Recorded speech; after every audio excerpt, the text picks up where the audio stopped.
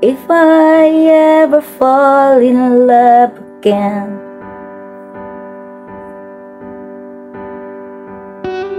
Ganito talaga guys, pag hapon, wala na akong ginagawa. Kaya, ay, parang dunya na ako.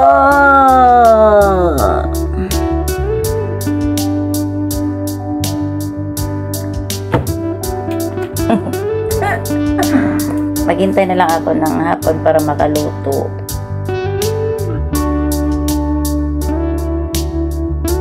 Naboboring ako kasi mag-isa lang ako.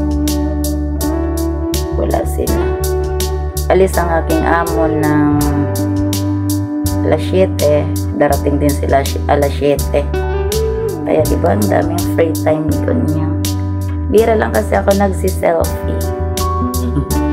Kasi tinatamad na ako titingnan yung mga mukha ko. Kumbaga lumipas na yung araw ng ating pagkahilig sa selfie. Kasi in the age of 40, marami na nga pagbabago. Ang katawan nagbabago. Dati slim, ngayon mataba na. Ang dating kinakain maliit lang, ngayon matakaw na ako. Marami ang kinakain. May pimples pala ako.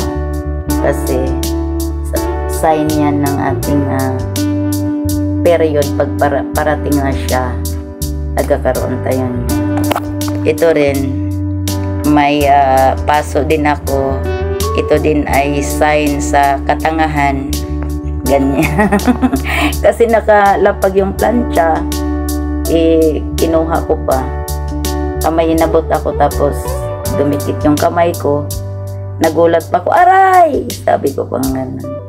Ayan guys, wala lang ako masabi kasi kanina pa ako palakad-lakad, napapagod na ako. Wala akong kausap. Kaya naman ay ito. Hanggang ngayon, kinausap ko na sarili ko.